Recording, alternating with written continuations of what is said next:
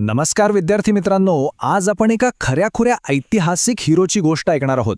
आणि हा हिरो म्हणजे दुसरी तिसरी कोणी नसून आपली मराठी भाषा आहे. आज आपण आपल्या या लाडक्या भाषेचा अगदी प्राचीन काळापासून ते 2024 मध्ये तिला जो अभिजात भाषा हा सर्वोच्च सन्मान मिळालाय ना, तिथपर्यंतचा एक थक्क करणारा प्रवास बघणार आहोत. एकदम भारी जर्नी आहे ही. तर आजच्या या सेशनमध्ये आपण काय काय बघणार आहोत? भाषेची खरी ताकद काय असते, तिची प्राचीन मुळं कुठे दडलीत, वेगवेगळ्या बोलीभाषा कशा तयार होतात आणि फायनली 2024चा तो ऐतिहासिक क्षण. चला, वेळ न घालवता लगेच सुरुवात करूया. सगळ्यात आधी पहिल्या टप्प्याकडे वळूया, भाषेची ताकद. आता विचार करा, भाषा म्हणजे नक्की असतं तरी काय? अगदी सोप्या भाषेत सांगायचं तर तुमच्या आणि माझ्यामधला हा एक महत्त्वाचा पूल आहे. म्हणजे बघा ना, मला जे काही वाटतंय, ज्या काही भावना आहेत, त्या तुमच्यापर्यंत पोहोचवण्याचं हे किती सुंदर आणि लयीतलं माध्यम आहे, नाही का? पिढ्यानपिढ्या आपले जे महान विचारवंत होऊन गेले, त्यांचे विचार आज आपल्यापर्यंत सुरक्षित पोहोचलेत ते फक्त आणि फक्त या भाषेमुळेच. आणि तुम्हाला एक इंटरेस्टिंग फॅक्ट सांगू. भाषा हा जो शब्द आहे ना, तो थेट प्राचीन संस्कृतमधून आलाय. म्हणजे मानवी तोंडातून जे आवाज निघतात त्यातून अख्खी संस्कृती कशी घडते हे बघणं खरंच अचंबित करणारं आहे. या शब्दाच्या मूळ रचनेतूनच आपल्याला कळतं की मानवी प्रगती आणि भाषा या गोष्टी किती नैसर्गिकरित्या एकमेकांशी जोडलेल्या आहेत. बरं, आता आपण दुसऱ्या भागाकडे वळूया.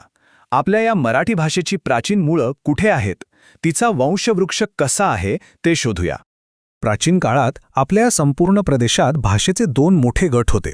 एक म्हणजे इंडो युरोपियन गट, ज्यात संस्कृत, हिंदी, पाली, गुजराती आणि बंगाली या भाषा येतात. आणि दुसरा म्हणजे द्रविडी गट, ज्यात तमिळ, कन्नड, तेलुगू आणि मल्याळम या भाषा आहेत. आता हे बघणं खूप रंजक आहे की या दोन प्राचीन भाषा कुटुंबांनीच आपल्या आजूबाजूच्या सगळ्या प्रादेशिक भाषांचा कसा भक्कम पाया रचलाय. आता हा क्रम नीट समजून घ्या बरं का, खूपच मजेशीर आहे.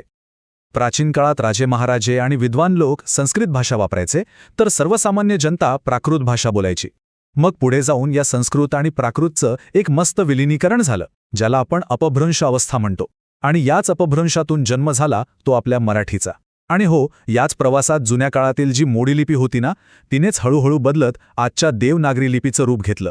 म्हणजे अगदी प्राचीन काळातील दगडावर कोरलेल्या शिलालेखांपासून ते आजच्या डिजिटल युगापर्यंतचा हा प्रवास खरोखरच अफाट आहे.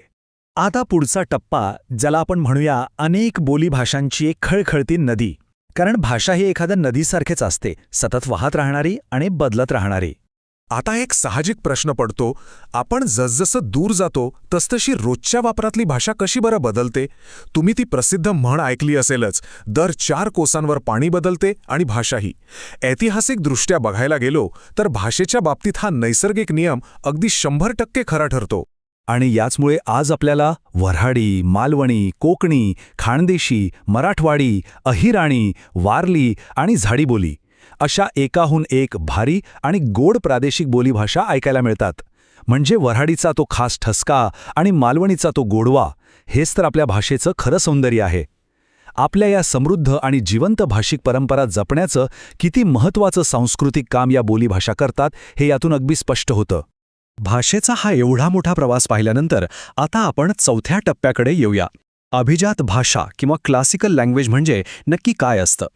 तर एखाद्या भाषेला अभिजात म्हणून जर सर्वोच्च सन्मान मिळवायचा असेल तर काय लागतं?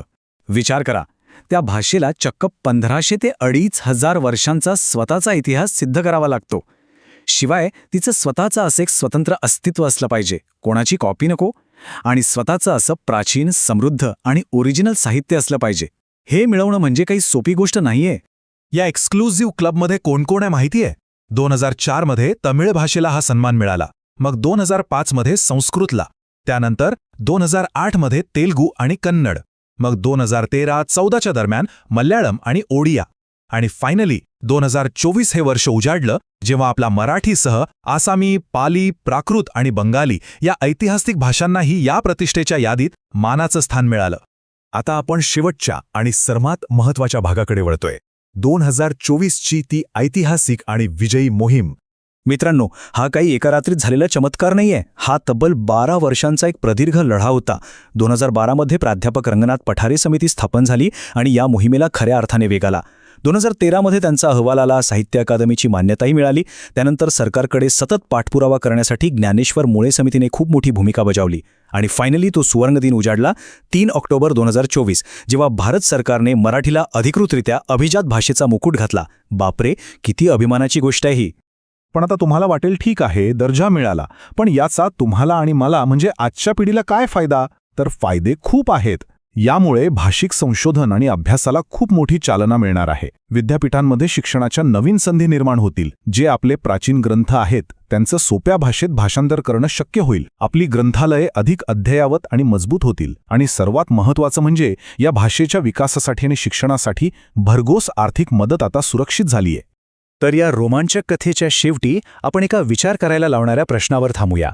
भाषेची ही नदी अशीच सतत पुढे वाहत राहणार आहे. पण हा जो नवीन अभिजात दर्जा मिळालाय त्यामुळे भविष्यात आपल्या प्राचीन परंपरेतील आणखी कोणतं अमूल्य ज्ञान आपल्या समोर येईल? विचार करा, आपली ही प्राचीन भाषिक मुळं जपल्यामुळे भविष्यातील नवीन शोधांसाठी किती भक्कम पाया तयार होतोय यावर नक्की विचार करा.